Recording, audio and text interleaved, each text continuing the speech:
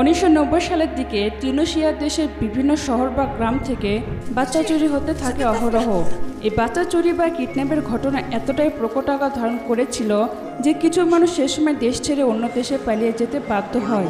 পরে এই ব্যাপারটা নিয়ে তদন্ত হয়, কিন্তু তেমন কোনো গ্রুপ বা সিন্ডিকেটকে হাতে নাতে ধরা যায়নি। অবশ্য পরবর্তীতে এই বাচ্চা চুরির ঘটনা ধীরে ধীরে কমতে থাকে। তবে এই ঘটনাগুলোর জন্য টিউনিসিয়ার একটি গ্রাম খুবই আলোচনায় আসে সে সময়, কিন্তু উপযুক্ত প্রমাণ না থাকায় গ্রামের উপর তেমন কোনো ব্যবস্থা নেওয়া যায়নি। এই গ্রাম মোটেও কোনো স্বাভাবিক গ্রাম ছিল না।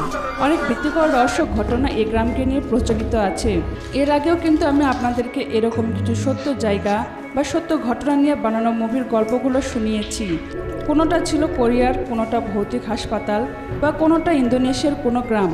তবে আজ শুধু জায়গা না, জায়গার সাথে এক ভয়ঙ্কর জাতির ঘটনাও শোনাবো। সত্য ঘটনা থেকে অনুপ্রাণিত হয়ে এই মুভিটি তৈরি করা হয়েছে। এটা টিউনিসিয়ার একটি ভয়ঙ্কর গ্রামের গল্প। এই গ্রামের ভয়াবহতা এতটাই বেশি ছিল যে কিছু বছর আগে এটি পুরোপুরি বিলুপ্ত হয়ে গেছে। তবে গ্রাম বিলুপ্ত হলেও এখানকার ভয় এখনও মানুষের মন থেকে যায়নি। এই গ্রামকে সংক্ষেপে বলা হতো দাসরা। মুভির নাম হচ্ছে দাসরা। এটা টিউনিসিয়ার প্রথম হরর মুভি, কিন্তু প্রথম হরর মুভি হওয়া সত্ত্বেও এটা যা করে দেখিয়েছে তা বর্তমান সময়ে নামি দাবি মুভি ইন্ডাস্ট্রিগুলো করে দেখাতে পারছে না। তাহলে কি ছিল ওই গ্রামের অতীত? কেন এই গ্রাম এত ভয়ঙ্কর? কি তার রহস্য? আর কিভাবে তা বিলুপ্ত হলো? আসুন গল্পের সাথে সাথে এই গ্রামের অতীত থেকে একটু ঘুরে আসা যাক। ঘটনার সময়টা হচ্ছে 2004 সাল। বছরের শেষ সময়ে প্রচুর ঠান্ডা। এই শীতের হিমহিম রাস্তায় এক গাড়ি এগিয়ে চলেছে। গাড়িতে রয়েছে একটা বস্তার মতো বড় ব্যাগ। সেটা নড়াচড়া করছিল। জঙ্গল পেরিয়ে এক গ্রামে আসা হয়। এটাই হচ্ছে সেই কাঙ্ক্ষিত গ্রাম দাসরা। গ্রামে আসার পর গাড়ি থেকে এক লোক বের হন। এরপর ডিকি থেকে ওই ব্যাগটা বের করা হয়। লোকটা উচ্চস্বরে গান করছিলেন। তিনি বেশ খুশি। গ্রামের এক এলাকায় একটা অনুষ্ঠানের মতো আয়োজন করা হয়েছে, কিন্তু অনুষ্ঠানের পরিবেশ মোটেও সুবিধার লাগছিল না। বিশেষ করে মহিলাদের আচরণ দেখে মনে হচ্ছে এখানে কোনো ধরনের রিচুয়াল বা ব্ল্যাক ম্যাজিক টাইপ কিছু একটা করা হবে। একটা বিশাল পাথরের মধ্যে পানি ঢালা হয়। এরপর দেখা যায় ওই লোকটা তার ব্যাগের মধ্যে থেকে একটা মেয়েকে বের করে আনে। মেয়েটার বয়স 5 থেকে 7 বছরের মধ্যেই হবে। মেয়েটাকে পাথরে এভাবে শোয়ানো হয়। মেয়েটা পুরোপুরি অচেতন। এক লোক এসে মেয়েটার চোখ ঘেঁটে দেখে চোখের সাদা অংশে একটা কালো দাগ ছিল। লোকটা তখন বলে তারা তাদের কাঙ্ক্ষিত মেয়ে পেয়ে গেছে। এরপর দূর থেকে অন্য আরেকটা লোক একটা ছুরি নিয়ে আসে, আর তারপরে মেয়েটাকে গলা কেটে হত্যা করা হয়। এ সময় আশপাশের মানুষের আচরণ দেখে মনে হচ্ছিল এটা গ্রামের নতুন না, এগুলো এখানে রীতিমতো হচ্ছে। মানুষ হত্যার পাথরটা ধৌত করা হয়। এরপর তারা তাদের কোনো এক বিশেষ কাজে লেগে পড়েন। এই গ্রামটার অবস্থান টিউনিসিয়ার একদম গহীনে। অনেক পাহাড় জঙ্গল পেরিয়ে এখানে আসতে হয়। এবার আসা যাক এই গ্রাম থেকে অনেক দূরের এক শহরে। শহরের রাস্তায় গাড়ি চালাচ্ছিলেন ইয়াসমিন। ইয়াসমিন গল্পের অন্যতম প্রধান চরিত্র। সে তার কলেজে আসে। এখানে সে সাংবাদিকতা নিয়ে লেখাপড়া করছে। কলেজে ইয়াসমিনদের সব থেকে কাছের বন্ধু বিলেল এবং ওয়ালিদ। তারা 3 জন পড়ালেখায় বেশ ভালো। ইয়াসমিনদের সামনে সেমিস্টার ফাইনাল, আর এই ফাইনাল পরীক্ষার আগে সাংবাদিকতা বিভাগের শিক্ষার্থীদেরকে বিশেষ কিছু টপিকে গবেষণামূলক রিপোর্ট তৈরি করতে হবে। এটা আর কি এক ধরনের প্রজেক্ট, যেখানে শিক্ষার্থীরা রিপোর্টার হিসেবে কোনো বিষয় ডকুমেন্টারি বানাবে বা সংবাদ তৈরি করবে। এই টপিকগুলো দেশে যে কোনো ব্যাপার হতে পারে। তবে এখানে যে গ্রুপ যতটা বেশি ইউনিক বা ইন্টারেস্টিং টপিকের রিপোর্ট বানাবে তাদের ভালো মার্ক পাওয়ার সম্ভাবনা তত বেশি। এখানে ইয়াসমিনরা 3 বন্ধু মিলে এক গ্রুপ। ক্যান্টিনে দুপুরে খাবার সময় তারা এই প্রজেক্টের ব্যাপারেই কথা বলছিল। ওয়ালিদ আজ আবার নিজে স্যান্ডউইচ বানিয়ে এনেছে। বিলাল তখন একটা কামড় খেয়ে দেখে, কিন্তু স্যান্ডউইচের স্বাদটা একদম বাজে। যাই হোক, এখানে ইয়াসমিনদের কথা হলো তারা সব থেকে ইউনিক এবং আকর্ষণীয় গল্পের রিপোর্ট বানাবে। এ সময় ওয়ালিদ বলে সে কয়েকদিন আগে একটা অদ্ভুত ঘটনা শুনেছে। ওয়ালিদের মার একজন আত্মীয় এই শহরে এক মানসিক হাসপাতালে নার্স হিসেবে কাজ করেন। তো ওই নার্স বলেছিলেন তাদের হাসপাতালে মঞ্জিয়া নামক এক রোগী আছে। এই রোগীটা খুবই অস্বাভাবিক। তার আচার আচরণ চেহারা এতটাই বিদঘুটে যে হাসপাতালে বেশিরভাগ মানুষ এই মহিলাকে ডাইনি মনে করে। শুধু যে চেহারার জন্য তাকে এরকম মনে করা হতো তা কিন্তু না, আরও ঘটনা আছে। আজ থেকে প্রায় 20 বছর আগে এই মহিলাকে এক পরিত্যক্ত রাস্তায় খুঁজে পাওয়া গিয়েছিল। এ সময় মহিলার বয়স ছিল 20 থেকে 25-এর মধ্যে। আর খুঁজে পাওয়ার সময়টাই সে পুরোপুরি নগ্ন ছিল, আর তার গলায় ছিল বেশ বড় একটা কাটার দাগ। মানে তাকে গলা আধা কাটা অবস্থায় খুঁজে পাওয়া যায়। মনে হচ্ছিল সে খুন হতে হতে বেঁচে গেছে। এই মহিলাকে নিয়ে পরে অনেক তদন্ত হয়, খবরে নানা আর্টিকেলও বেরিয়েছিল, কিন্তু শেষ পর্যন্ত মহিলার কোনো পরিচয় পাওয়া যায়নি। তার সাথে যে কি হয়েছে তা পুরোটাই রহস্য। পরবর্তীতে এই মহিলাকে হাসপাতালে নিয়ে আসা হয়, আর এখানে তাকে নাম দেওয়া হয়েছিল মঞ্জিয়া। মঞ্জিয়া অদ্ভুত এক ভাষায় ও কণ্ঠে কথা বলে, গভীর রাতে হুট করে চিৎকার করে ওঠেন, আর হামাগুড়ি দিয়ে পুরো হাসপাতালে ঘুরে বেড়াতেন। আরও নানা আজগবি আচরণ তার। একসময় তিনি এতটাই হিংস্র হয়ে পড়েন যে তাকে এখন অন্য সব রোগীদের থেকে আলাদা করে রাখা হয়েছে। তিনি আসলে মানসিকভাবে অসুস্থ, কিন্তু তার অতীতে অবশ্যই একটা অন্যরকম গল্প থাকার কথা। তো এই গল্পটাই হচ্ছে এখন ওয়ালিদের প্রজেক্টের বিষয়। তারা মঞ্জিয়ার রহস্য বের করার উপর একটা ডকুমেন্টারি বানাবে। সে কি আসলে কোনো ডাইনি, নাকি আড়ালে অন্য কোনো ঘটনা আছে? যেহেতু এটা একটা ইউনিক এবং ইন্টারেস্টিং টপিক, তাই ইয়াসমিনরা রাজি হয়েছে। এদিকে দেখা যায় এক বাসায় এক মৃত লোকের গোসল কাজ হচ্ছে। খুব সুন্দর করে কাজটা সম্পন্ন করা হয়। গোসলের দেওয়ার দায়িত্বে ছিলেন জনাব বশির আলী। বশির একজন ইমাম এবং ইয়াসমিনের নানা যান। একসময় ইয়াসমিন তাকে কল করে। ইয়াসমিন বলে তাদের একটা প্রজেক্টের কাজ আছে, তাই তার আজকে বাসায় ফিরতে দেরি হয়ে যাবে। রাতে বাসায় এসে ইয়াসমিন গোসল নিচ্ছিল। এ সময় হঠাৎ তার পা বেয়ে রক্ত গড়িয়ে পড়া শুরু হয়। অদ্ভুত ব্যাপার, এ রক্ত আসলো কোথা থেকে? আবার এ সময় হঠাৎ বাথরুমে কোনো এক বোরখা পরিহিত মহিলাকে ঢুকতে দেখা যায়। দরজা লাগা সত্ত্বেও সে ভিতরে এসেছে। একটা হাত এসে বাথরুমের পর্দাটা আঁকড়ে ধরে। হাতের যে আকৃতি তাতে তাকে অন্য কিছু মনে হচ্ছিল, আর এই দৃশ্যের সাথে ইয়াসমিনের ঘুম ভেঙে যায়। এটা একটা দুঃস্বপ্ন ছিল। তৎক্ষণাৎ নানাজান বসে সেখানে চলে আসে। ইয়াসমিনকে শান্ত করা হয়। ইয়াসমিন বলছিল সে নাকি আবার ওই একই স্বপ্ন দেখেছে। এখানে জানা যায় ইয়াসমিন মাত্র যে স্বপ্নটা দেখলো, স্বপ্নে যে বোরকা পরিহিত এক মহিলা রয়েছে, এই মহিলার স্বপ্ন নাকি ইয়াসমিন বাচ্চা বয়স থেকেই দেখে। এই বোরকা পরিহিত মহিলার স্বপ্নের নানা অবস্থায় এসে ইয়াসমিনকে ভয় দেখায়। এজন্য ইয়াসমিন রাতে ঠিকমতো ঘুমাতে পারত না। বশির এটা শুনে প্রতিবারের মতো আবারও চিন্তিত হন, অন্যদিকে মুখ করে নেন। ইয়াসমিন বলছিল এই স্বপ্নগুলো থেকে সে কি মুক্তি পাবে না? তার নানাজান তো ইমাম, সে কিছু একটা করুক। নানাজান বশির তখন মুখ ফেরান। এভাবে ইয়াসমিনের হাতে কামড় দেওয়া হয়। সে প্রচণ্ড চিৎকার করছিল। এরপর ইয়াসমিনের চোখ আবার খুলে যায়, মানে এটাও সে স্বপ্নেই দেখেছে। তাহলে ব্যাপারটা দাঁড়ালো যে ইয়াসমিন ঘুমের মধ্যে একটা স্বপ্ন দেখে, সে স্বপ্নের মধ্যে আবার সে ঘুমিয়ে অন্য আরেক ভৌতিক স্বপ্ন দেখে। খুবই অদ্ভুত ব্যাপার, স্বপ্নের মধ্যে স্বপ্ন। এদিকে আবার আজ সকালে ইয়াসমিনরা মানসিক হাসপাতালটাই যাবে। মঞ্জিয়া সেখানে আছে, তার সরাসরি একটা সাক্ষাৎকার নেওয়া দরকার। এরপরে হাসপাতাল পরিচালকের সাথে ইয়াসমিনদের কথা হয়। পরিচালক তার হাসপাতাল নিয়ে অনেক কথাই বলেন, কিন্তু ইয়াসমিন যখন মঞ্জিয়ার প্রসঙ্গটা তুলে ধরে তখন পরিচালক আর সাড়া দেন না। তার মুখ শুকিয়ে যায়। তিনি সাফ বলে দেন এই হাসপাতালে মঞ্জিয়ার নামের কেউ নেই। কিন্তু ইয়াসমিনরা জোরাজুরি করছিল। নানা আর্টিকেল দেখিয়ে বলা হয় এই হাসপাতালে এরকম একটা পেশেন্ট রয়েছে। পরিচালক তারপরও স্বীকার করে না। শেষমেশ ইয়াসমিনদের তাড়িয়ে দেওয়া হয়। এসবে ইয়াসমিনরা বুঝতে পারে এই মঞ্জিয়ার কেসটা তাহলে খুবই গুরুতর। এতে তখন তাদের আগ্রহ আরও বেড়ে যায়। এখন এটা রিপোর্ট তারা বানাবেই। এখন হাসপাতাল কর্তৃপক্ষ তো মঞ্জিয়ার খোঁজ দিচ্ছে না, তাই ওয়ালিদ তখন একটা বুদ্ধি খাটায়। সে হাসপাতালের কিছু স্টাফকে ঘুষ দিয়ে এই মঞ্জিয়ার খোঁজটা নেয়। লুকিয়ে তার সাথে সাক্ষাৎকারের ব্যবস্থাও করে দেওয়া হবে, তবে আজ না, আগামীকাল। কাল একদম রাতে ওয়ালিদদেরকে আসতে বলা হয়। ওই দিন বিকেলে ইয়াসমিন এক পাবলিক লাইব্রেরিতে এসেছিল। সেখানে এসে মঞ্জিয়ার খুঁজে পাওয়ার স্থানের কিছু তথ্য নিতে এসেছে। সে আর্টিকেল থেকে পাওয়া একটা ম্যাপ কেটে দেখছিল, কিন্তু এই সময় দূরে এক বুড়ি মহিলাকে হেঁটে যেতে দেখা যায়। সে অদ্ভুত শব্দ করে হাঁটছিল, আর ইয়াসমিন ব্যাপারটা পর্যবেক্ষণ করতে গেলেই দেখে বইয়ের ট্রেটা আছে, কিন্তু সাথে মহিলাটা উধাও। পরে দেখা যায় তার পিছনে রয়েছে সেই মহিলা। তার মুখের আকৃতি খুবই বিভৎস। তিনি দ্রুত বেগে এগিয়ে আসেন। ইয়াসমিন লুকিয়ে পড়েছিল, আর এখানে এক বিভৎস হাতে সে ইয়াসমিনকে আঁকড়ে ধরে। ইয়াসমিন চিৎকার করছিল। চিৎকার শুনে বিলেল চলে আসে, আর মুহূর্তে তখন হাতটা উধাও হয়ে যায়। ইয়াসমিন বুঝতে পারছে না হুট করে তার সাথে এসব কি শুরু হলো। আগে তো সে শুধু স্বপ্ন দেখতো, এখন তো চোখের সামনে হচ্ছে এসব। পরে রাতে যথারীতি ওয়ালিদরা ওই হাসপাতালে যায়। হাসপাতালে যে রোগীগুলো খুবই অস্বাভাবিক তাদেরকে বিল্ডিংয়ের একদম নিচতলে একটি বিশেষ কলোনিতে আলাদা করে রাখা হয়েছে। ইয়াসমিনরা সে কলোনিতে চলে আসে। ওয়ালিদ এখানে একটু বেশি ভয় পাচ্ছিল, তাই সে ভিতরে আসবে না। ভিতরে সব অস্বাভাবিক পেশেন্ট, তবে মঞ্জিয়াকে এদের থেকেও আলাদা করে রাখা হয়েছে। এক নার্স বলে এই মঞ্জিয়া যখন নাকি এখানে এসেছিল সে আসার পর 6 মাস পর্যন্ত কোনো খাবার খায়নি। 6 মাস না খেয়ে বেঁচে ছিল। পরে তাকে খাবার দিতে এসে এক গাঁট মারাত্মক রকমের আক্রমণের শিকার হয়।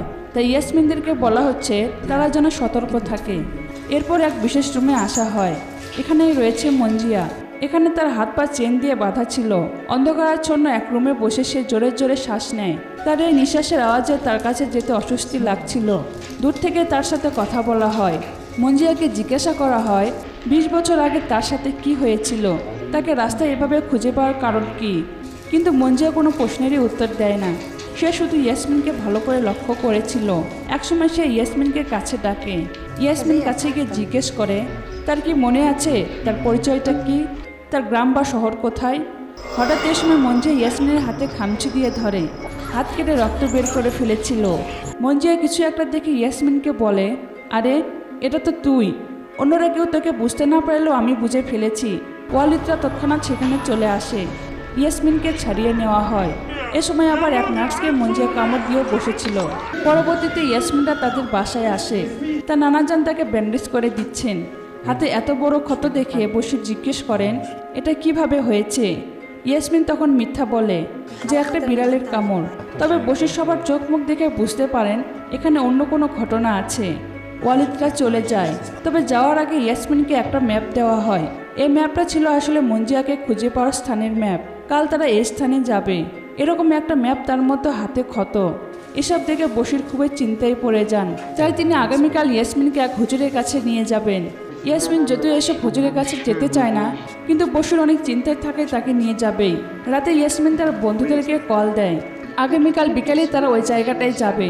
যেহেতু মঞ্জিয়ার কাছে কোনো তথ্য পাওয়া যায়নি, তাই তাকে খুঁজে পাওয়ার জায়গাটায় গেলে হয়তো কোনো তথ্য পাওয়া যেতে পারে। এ সময় আবার ইয়াসমিন তাদের ওই ম্যাপটা লক্ষ্য করলে দেখে ম্যাপের একটা জায়গায় ফুটো করে লাল দাগ করা।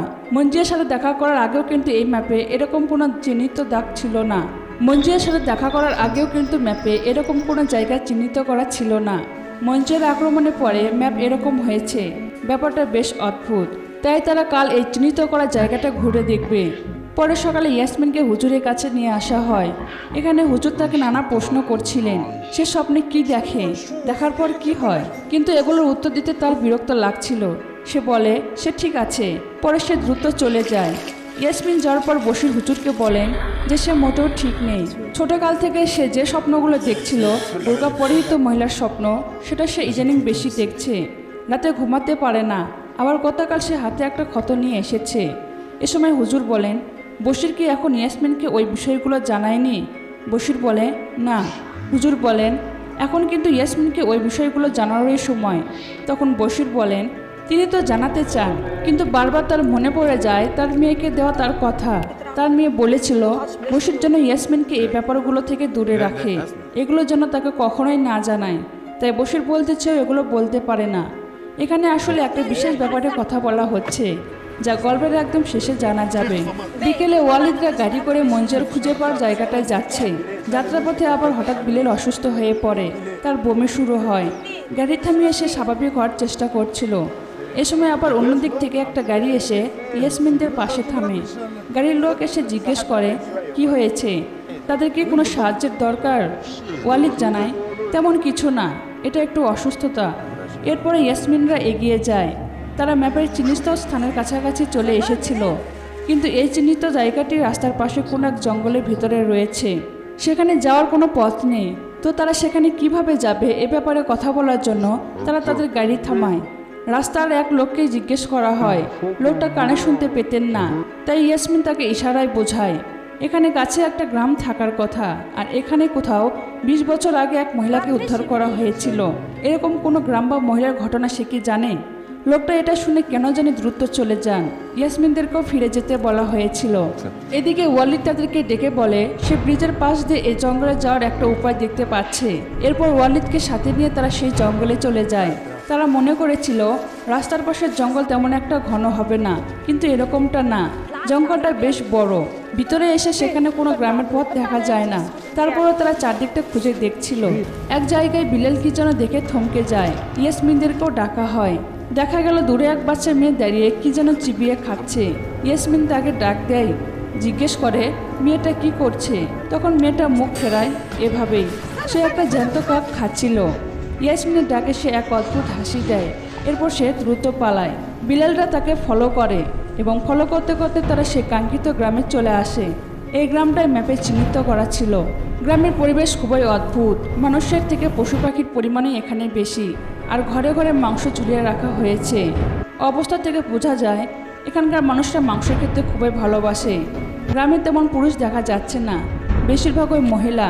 আর এই মহিলাগুলো ইয়াসমিনদেরকে দেখে কেন জানি খুশি হয়, একটা বাজে হাসি দেয়। এ সময় আবার ওই লোকটাকেও এখানে দেখা যায়, মানে আর কি ওই রাস্তার ওই গাড়ির লোকটা। লোকটা তাদেরকে পেয়ে খুবই আনন্দিত। লোকটার নাম হচ্ছে সাবের, এই গ্রামেই থাকে। ইয়াসমিনদেরকে বসতে দেওয়া হয়, চা পান করা হচ্ছিল। এরপর জিজ্ঞেস করা হয় ইয়াসমিনরা এখানে কি জন্য এসেছে। তখন ইয়াসমিন তাকে মঞ্জের ব্যাপারটা খুলে বলে যে 20 বছর আগে এই গ্রামেরই আশেপাশে হয়তো কোথাও ওই মহিলাকে উদ্ধার করা হয়েছিল। কিন্তু সাবের বলে সে এত পুরনো ঘটনা সম্পর্কে জানে না, তবে বৃদ্ধরা বলতে পারবে। কিন্তু কথা হলো তেমন কোনো বৃদ্ধ পুরুষ নেই এই গ্রামে, আর বৃদ্ধা মহিলারা অপরিচিত কারোর সাথে কোনো রকম কথা বলেন না, এটাই এখানকার নিয়ম। চারদিকে শুধু মাংসেরই গন্ধ পাওয়া যাচ্ছে। ইয়াসমিন তখন মজা করে বলে, আপনারা মনে হয় খুব মাংস পাগল, তাই না? সাবের জানায়, শুধু মাংস পাগল না, মাংস তাদের প্রধান খাবার। এদিকে যেহেতু সন্ধে ছিল, ইয়াসমিনরা এখন যাবে। কিন্তু সাবের বলেন, এই গ্রামে এসেছো আর মাংস না খেয়ে গেলে কি হয়? ইয়াসমিনদেরকে রাতের খাবারের জন্য জোর করা হচ্ছিল। অন্যদিকে এক মাদ্রাসায় বসির খাটলি ধোয়ার কাজ করছেন, কিন্তু এখানে হঠাৎ কেন জানি পানি ধোয়ার রং ধীরে ধীরে লাল হতে হতে রক্তের আকার ধারণ করে। চোখের সামনে এসব হওয়াতে বসিরও অনেক ভয় পেয়ে যান। এরপর রাতে বাসায় এসে তিনি ইয়াসমিনের খোঁজ করছিলেন, কিন্তু ইয়াসমিন তো বাড়ি ফিরেনি। এ সময় ইয়াসমিনের রুমে তার প্রজেক্টের কাগজগুলো পাওয়া যায়। এখানে মঞ্জিয়ার ছবি ছিল, আর এটা দেখে কেন জানি বসির খুবই ঘাবড়ে ওঠেন।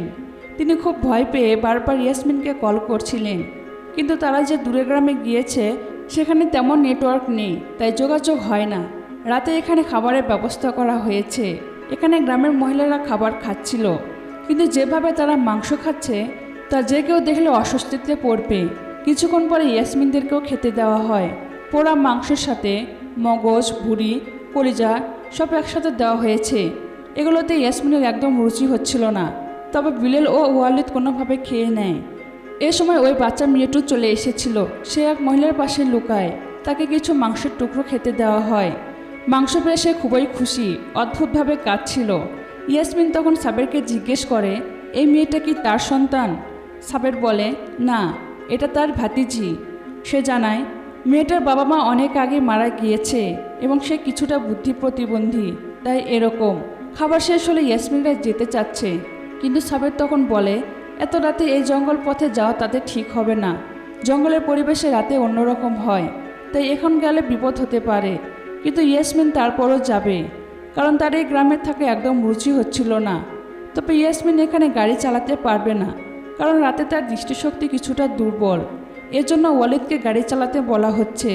কিন্তু ওয়ালিদ তখন আবার বলে তার গাড়ি চালানো বিপজ্জনক, কারণ সে তার চশমা সাথে নিয়ে আসেনি। আর অন্যদিকে বিলেল গাড়ি চালাতে জানে না, তো এই পরিস্থিতিতে তাদেরকে এখানে বাধ্য হয়ে থাকতে হয়। ইয়াসমিনদেরকে একটি ঘরে নিয়ে আসা হয়েছিল। এখানেই নাকি পর্যটক বা অতিথিরা আসলে থাকে। ঘরে একটা অন্যরকম বাজে গন্ধ। রাতে তারা ঘুমায়। মধ্যরাতে ইয়াসমিন বাথরুমে এসেছিল। এ সময় হঠাৎ ওই বাচ্চা মেয়েটার হাসির শব্দ পাওয়া যায়। শব্দ শুনে ইয়াসমিন জানালায় গিয়ে দেখে জানালার বাইরে বেশ কিছু বোরকা পরিহিত লোক দাঁড়িয়ে আছে। এদের মধ্যে কেউ ছিল খুবই লম্বা, আবার কেউ একদম খাটো। এদের সাথে আবার ওই মেয়েটাও ছিল। সে ঘুরে ফিরে তাদের পাশে খেলছে। লোকগুলো মেয়েটার মাথায় হাত বুলিয়ে দেয়। এই দৃশ্যটা দেখে ইয়াসমিন আটকে উঠেছিল। সে জোরে চিৎকার দেয়।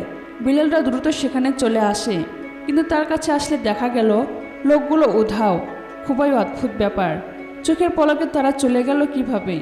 তারা আসলে কি ছিল? পরের সকালে সাবের এসে কথা বলেন। তাকে অবশ্য রাতের এই ব্যাপারে কিছু জিজ্ঞেস করা হয় না। সাবের নাস্তা খাওয়ার জন্য বলছে। নাস্তার পর বিলেলরা যাবে। এ সময় ওয়ালিদ ঘরের বিলেলের ক্যামেরাটা দেখছিল। ক্যামেরায় দেখা যায় গত রাতে তাদের ঘুমানোর রেকর্ডিং করা হয়েছে। ওয়ালিদ মনে করে এটা বিলেলের কাজ, তাই সে বিলালকে ডাক দিয়ে বলে সে এরকম কেন করেছে। কিন্তু কিছুক্ষণ পর ওয়ালিদ দেখে বিলাল নিজেই এই ফুটেজে ঘুমিয়ে আছে, মানে সে এই রেকর্ডিংটা করেনি। অন্য কারো হাতে এই ক্যামেরাটা ছিল। সে আবার এক চাকু দিয়ে বিলালের দিকে খারাপ ইঙ্গিত করছে। এ সময় বিলাল এসে তার ক্যামেরা চেক করতে চায়, কিন্তু ওয়ালিদ ক্যামেরাটা দিতে গিয়ে ভুলে সে ভিডিওটা ডিলিট করে ফেলে। অন্যদিকে বশির ইয়াসমিনদের খোঁজে বেরিয়ে পড়েছিলেন, তিনি এখন রেল স্টেশনে। প্ল্যাটফর্মে দেখা যায় দূরে কালো বোরখা পরিহিত মহিলা দাঁড়িয়ে আছে। এই মহিলাকে কিন্তু ইয়াসমিন তার স্বপ্নে দেখত। সরাসরি এটাকে এভাবে দেখতে পেয়ে বশির খুবই ঘাবড়ে যান। তিনি প্রার্থনা করছিলেন যাতে ইয়াসমিনের বড় কোনো বিপদ না হয়। এদিকে ইয়াসমিন গ্রামের কিছু মহিলাদের সাথে কথা বলার চেষ্টা করছে। এক প্রেগনেন্ট মহিলাকে জিজ্ঞেস করা হয় সে কয় মাসের অন্তঃসত্ত্বা। এটার উত্তরে সে বলে 7 মাস চলছে। সে আবার তখন ইয়াসমিনের কানে এসে বলে এই মুহূর্তে এই গ্রাম থেকে পালাতে, এখানে থাকার পরিণাম ভয়াবহ। তৎক্ষণাৎ আবার সেখানে সাবেরও চলে এসেছিল। মেয়েটাকে গালমন্দ করে তাড়িয়ে দেওয়া হয়। সাবের ইয়াসমিনকে জিজ্ঞেস করে ওই মেয়েটা তাকে কি বলছে। ইয়াসমিন এসব বলে না, শুধু বলে তারা কিছু মিলে কথাবার্তা বলছিল। এতে সাবের আর তেমন কিছু বলে না। এদিকে আবার বিলালদের গাড়ি নাকি রাস্তার পাশে খুঁজে পাওয়া যাচ্ছে না, তাই সেটা খোঁজার জন্য সাবের চলে যায়। এ সময় বিলাল তার সাথে যেতে চাইলে সাবের কোনো মতেই তাকে নেয় না। বিলালের এই ব্যাপারটা খুবই সন্দেহজনক লাগে, তাই সে নিজেই তখন জঙ্গলের পথে এগিয়ে যায় তাদের গাড়িটা খোঁজার জন্য। কিছু পথ এগিয়ে বিলাল জঙ্গলের মাঝে চলে আসে। এখানে সে দেখে সাবের তার গাড়িতে বস্তার মতো একটা ব্যাগ তুলে নেয়। বস্তা থেকে রক্ত পড়ছিল। বিলাল এটা দেখে ভয় পেয়ে যায়। সে তখন আরেকটু এগিয়ে দেখে একটা বস্তা না, বেশ কটা বস্তা। এগুলো কোনো এক লোক এনে দিয়েছে। সাবের তাকে মোটা অঙ্কের টাকা দেয়। বিলাল ভয়ে তখন দ্রুত গ্রামের দিকে এগিয়ে যায়। ইয়াসমিনদেরকে জানাতে হবে, কিন্তু পথে সে পড়ে গিয়েছিল। আর যেখানে সে পড়ে যায় সেখানে একাধিক কঙ্কাল ছড়িয়ে ছিটিয়ে রয়েছে, সাথে কিছু তাবিজ জাতীয় কাগজও পড়েছিল। এসব দেখে তো বিলাল চরম আতঙ্কিত, এখানে বড় কোনো সমস্যা আছে। অন্যদিকে বশিরকে দেখা যায় তিনি এই গ্রামের ঠিকানা আগে থেকেই জানতেন। তিনি এখন যাত্রাপথে। পথে তার ভ্রম শুরু হয়। তার মনে হচ্ছিল তার সাথে থাকা যাত্রীগুলো তাকে ব্যঙ্গ করে প্রচুর হাসছে। এদিকে ইয়াসমিন এসে ওয়ালিদের সাথে কথা বলছিল।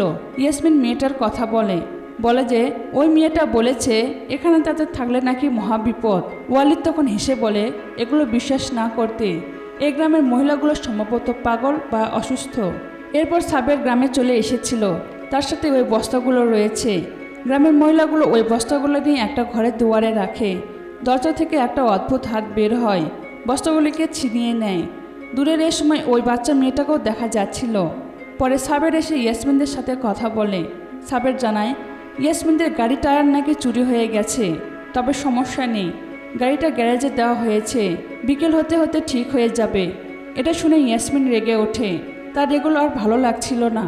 এর কিছু পর বিলাল চলে আসে। ইয়াসমিনদেরকে সে সব জানায়। সে বলে সাবেরের কাছে লাশ ভর্তি বস্তা রয়েছে, তবে ওয়ালিদ এগুলো বিশ্বাস করছিল না। তাই বিলাল তখন তাদেরকে সাবেরের কাছে নিয়ে যায়। সাবেরের গাড়ি থেকে বস্তাগুলোকে বের করা হয়, কিন্তু এখানে চেক করে দেখা গেল এগুলো লাশ নয়, খাসি জবাই করা হয়েছে। বিকেলে ইয়াসমিন তার কাপড় গোছাচ্ছিল। এ সময় সে তার জামার পকেটে একটা ডায়েরি পায়। এই ডায়েরিটি সম্ভবত গ্রামের ওই মহিলা তার সাথে কথা বলার সময় পকেটে ঢুকিয়ে দিয়েছে। ইয়াসমিন ডায়েরিটা পড়া শুরু করে। জানা গেল এই ডায়েরিটা যে লিখেছে সে একজন সাংবাদিক এবং একসময় সে এই গ্রামে ইনভেস্টিগেশনের জন্য এসেছিল। তথ্যসূত্রে তিনি জানতে পেরেছিলেন এই গ্রামে অদ্ভুত কী সব জানি হয়, তো এটা জানার জন্য তিনি এসেছিলেন। এখানে কয়দিন থাকার পর তিনি আবিষ্কার করেন এই গ্রামের মানুষরা, বিশেষ করে মহিলারা, ব্ল্যাক ম্যাজিকে আসক্ত। তারা অদ্ভুত প্রকৃতির কিছু ব্ল্যাক ম্যাজিক করে। সাংবাদিক এই গ্রামে আসার পর থেকে এখানকার কোনো খাবার খেতে পারছিলেন না, বিশেষ করে মাংসগুলো। পরে ঘাটাঘাটি করে তিনি জানতে পারেন এগুলো কোনো পশুর মাংস নয়, এগুলো মানুষের তাজা মাংস। মানুষের মাংস এখানে রান্না করে খাওয়া হয়। আরও তদন্তের পর জানা গেল এই মাংসগুলো শুধুমাত্র বাচ্চাদের শরীর থেকে নেওয়া হয়েছে। এই বাচ্চাগুলোকে হত্যা করা হতো বিশেষ কিছু ব্ল্যাক ম্যাজিকের জন্য, আর তারপর তারা তাদের কাজ সম্পূর্ণ করে তারা এগুলো রান্না করে খায়। বিশেষ কিছু বাচ্চা রয়েছে যাদের চোখের সাদা অংশে এক ধরনের কালো দাগ বা হাতের তালুতে এক বিশেষ প্রকার রেখা থাকে। এগুলো তাদের ব্ল্যাক ম্যাজিকের জন্য টার্গেট করা বাচ্চাদের শরীর। এই গ্রামের মানুষরা এরকম বাচ্চাদেরকে দূরের কোনো গ্রাম বা শহর থেকে কিডন্যাপ করে আনতো, বা কখনো দেখা যেত কোনো হাসপাতাল থেকে কোনো বাচ্চা চুরি হয়েছে, রাস্তার থেকে কোনো ভিক্ষুক বাচ্চা উধাও। অনাথ আশ্রমের অনেক বাচ্চা এর জন্য নিখোঁজ হয়েছিল সে সময়। এখানে যে ব্ল্যাক ম্যাজিকগুলো হতো এটার সর্দার ছিলেন এক বোরকা পরিহিত লম্বা মহিলা। তাকে গ্রামের সবাই খুব ভয় করে। তিনি সহজে কারোর সামনে আসতেন না, কথা বলতেন না। সেই সময় নাকি দূর দূরান্ত থেকে নানা মানুষ এই গ্রামে এসে তাদের উদ্দেশ্য হাসিল করার জন্য ব্ল্যাক ম্যাজিকের আশ্রয় নিত। এই গ্রাম ছিল ব্ল্যাক ম্যাজিকের কারখানা। ডায়েরিতে সাংবাদিক লিখেছেন তিনি আজ চলে যাচ্ছেন, কিন্তু তার মনে হচ্ছে আজ রাতে ভয়ানক কিছু একটা হবে। এর জন্য গভীর রাতে সাংবাদিক গ্রামের জঙ্গলে আসে। ওখানে ওই বোরকা মহিলার গ্রুপটা ছিল। অন্য আরেক দল দুটি বড় বস্তা এনেছে। বস্তাগুলিকে জঙ্গলে এক জায়গায় আড়াল করে রাখা হয়। সাংবাদিক তখন একটা বস্তা চুপ করে তুলে নেয়। পরে বস্তা খুলে দেখা গেল সেখানে একটা 3-4 বছরের বাচ্চা মেয়ে রয়েছে। মেয়েটার বাম হাতে একটা চাঁদের মতো জন্মদাগ ছিল। এই জন্মদাগটার কথা পড়ে ইয়াসমিন তার নিজের হাত চেক করে। দেখা গেল তার হাতেই রয়েছে জন্মদাগ। মানে ওই সাংবাদিক যে বাচ্চাটাকে উদ্ধার করেছিল সেটা ছিল ইয়াসমিন নিজেই। ইয়াসমিন গভীর মনোযোগে ডায়েরিটা পড়ে। জানা যায় ওই সাংবাদিক সে বাচ্চাটাকে মানে ইয়াসমিনকে তার নিজের বাবার হাতে তুলে দিয়েছিল। আর সেই লোকটাই হচ্ছে ইয়াসমিনের নানাজান বশির। মানে বশির হচ্ছে সাংবাদিকটার বাবা। সে ইয়াসমিনের নিজের নানাজান নন। ইয়াসমিন পালিত। ওই দিন বশির তার মেয়েকে অর্থাৎ সাংবাদিককে উদ্ধার করতে এসেছিলেন, কিন্তু সাংবাদিক যেতে চান না। তিনি বাকি বাচ্চাগুলোকে উদ্ধার করতে চাচ্ছিলেন। আর এটা করতে গিয়ে তিনি গ্রামবাসীদের কাছে আটক হন। গ্রামবাসীরা সাংবাদিকের ব্যাপারে সব কিছু জেনে গিয়েছিল, তাই তাকে হত্যার পরিকল্পনা করা হয়। ডায়েরিতে এ পর্যন্তই লেখা ছিল। ইয়াসমিন ডায়েরিতে কিছু ছবিও পায়, আর ছবি থেকে সে পুরোপুরি হতবাক, কারণ এই সাংবাদিক আর কেউ নন, ইনি হচ্ছেন মঞ্জিয়া। মানে মঞ্জিয়া কোনো উইচ বা ডাইনি নন, তিনি তো একজন ভালো রিপোর্টার। তিনি এই গ্রামে ইনভেস্টিগেশনে এসে ইয়াসমিনকে বাঁচায় এবং শেষে গ্রামবাসীদের নির্যাতনের শিকার হন। এজন্যই ওই দিন হাসপাতালে মঞ্জিয়া জন্মদাগটা দেখে বলেছিল যে সে ইয়াসমিনকে চিনে ফেলেছে, কারণ ইয়াসমিনই তো সেই উদ্ধার হওয়া মেয়ে। ডায়েরির এই ছবিগুলোতে মঞ্জিয়ার সাথে ওই অদ্ভুত বাচ্চা মেয়েটারও ছবি আছে। কিন্তু তাজ্জব ব্যাপার হলো মঞ্জিয়ার এই গ্রামে আসার সময় মেয়েটার বয়স যা ছিল এখনও সেই রকমই আছে। মানে বিগত 20 বছর থেকে মেয়েটা বাচ্চা চেহারাতেই রয়েছে। ছবিতে মেয়েটার নাম ছিল রাবিয়া। এটা কোনো মানুষ হতে পারে না। এই ডায়েরি পড়ার সময় হঠাৎ এক মহিলার চিৎকার শোনা যায়। বিলাল ইয়াসমিনকে জানায় সামনের বাসায় এক বাচ্চা ডেলিভারি হচ্ছে। ভীতিকর ব্যাপার হলো ওই মেয়েটা সেখানে দাঁড়িয়ে আছে। আর এরপর এক মহিলা ছুরি হাতে ওই ডেলিভারি ঘরে ঢুকে যায়। এক নবজাতক শিশুকে ঘর থেকে বের করে আনে। শিশুটিকে এ বাচ্চা মেয়ের হাতে তুলে দেওয়া হয়। মেয়েটা সেই বাচ্চা নিয়ে দৌড় দেয়। ইয়াসমিন তার পিছু করে। পিছু করতে করতে জঙ্গলে এক পরিত্যক্ত বিল্ডিংয়ে আসা হয়। বিল্ডিংয়ের একদম ভিতরে ঢুকে দেখা গেল ওই মেয়ে অর্থাৎ রাবিয়া এই নবজাতক শিশুকে এক ঘরের সামনে ফেলে দেয়। ঘরের সামনে এইরকম বাচ্চার অনেকগুলো কঙ্কাল আগে থেকেই পড়েছিল। ঘর থেকে এ সময় একটা ভীতিকর প্রাণীর মতো কিছু একটা বেরিয়ে আসে। এটাকে দেখে লোকগল্পের ডাইনির মতো মনে হচ্ছিল। সে বাচ্চাটাকে পা মাত্রই জ্যান্ত চিবিয়ে খায়। ইয়াসমিন দূর থেকে এগুলো রেকর্ড করে, কিন্তু এ সময় তার ফোনে কল আসায় রাবিয়া টের পেয়ে যায়। ইয়াসমিন চরম আতঙ্কে। সে পালাচ্ছিল। সে তার নিজের চোখে বিশ্বাস করতে পারছে না। এভাবে পালিয়ে এসে এক গুহার মতো ঘরে আসে। ঘরে প্রচুর গন্ধ। ইয়াসমিন তখন আলো জ্বালায়। আলো জ্বালিয়ে দেখা গেল চারদিকে মাংসের ছিন্ন ভিন্ন অংশ পড়ে আছে। একাধিক হাঁড়িতে বড় পরিসরে রান্না হচ্ছিল। টেবিলে কাপড় দিয়ে কি জানি ঢাকা রয়েছে। ইয়াসমিন এটা তুলতে এই মানুষের হাত পায়ের তাজা অংশ দেখতে পায়। মানে এখানে মানুষের মাংস রান্না হচ্ছে। চারদিকে শুধু লাশ আর লাশ, শরীরের টুকরো টুকরো অংশ পড়ে আছে। এসব দেখে ইয়াসমিনের বমি শুরু হয়। সে এসব সহ্য করতে পারছিল না। সে দৌড়ে বিলালের কাছে আসে। এই মুহূর্তে তাদেরকে পালাতে হবে, কিন্তু দরজায় কে জানে নক করছিল। বিলাল এটা চেক করতে গেলে রাবিয়া একটা ছুরি দিয়ে বিলালের পেট কেটে দেয়। বিলালের পেট কেটে নাড়িভুড়ি সব বের হয়ে যাচ্ছিল। মুহূর্তে সে মারা যায়। এরপর গ্রামের মহিলারা এসে ইয়াসমিনের সামনে বিলালের লাশটা কুপিয়ে টুকরো টুকরো করে। ইয়াসমিন চিৎকার করছিল। পরিস্থিতি কল্পনার বাহিরে। তবে ভাগ্যক্রমে সে সময় বশির চলে আসেন। তিনি এসে ছুরা পড়ছিলেন। এতে মহিলাগুলো একটু শান্ত হয়। আর শান্ত হলে বশির ইয়াসমিনকে নিয়ে পালিয়ে তারা জঙ্গলে চলে এসেছিল। আর এ সময় ওয়ালিদের চিৎকার শোনা যায়। এগিয়ে গিয়ে দেখা গেল ওয়ালিদ মারাত্মকভাবে আহত। অন্যদিকে রাবিয়াকে দেখা যায় সে ওই কথিত ডাইনিকে বিল্ডিং থেকে বের করে দিয়েছে। সে জঙ্গলে এসে ভয়ঙ্করভাবে চিৎকার করছিল। আর এদিকে ওই লম্বা কালো মহিলাগুলো অদ্ভুত সুরে গান করছে। এই চিৎকার ও গানের ধ্বনিতে এতটাই বাজে পরিবেশ তৈরি হয় যে জঙ্গলে একাধিক কাক তখন মরে মরে পড়ে যায়। বশির ভয় পেয়ে ইয়াসমিনকে আগে পালাতে বলে।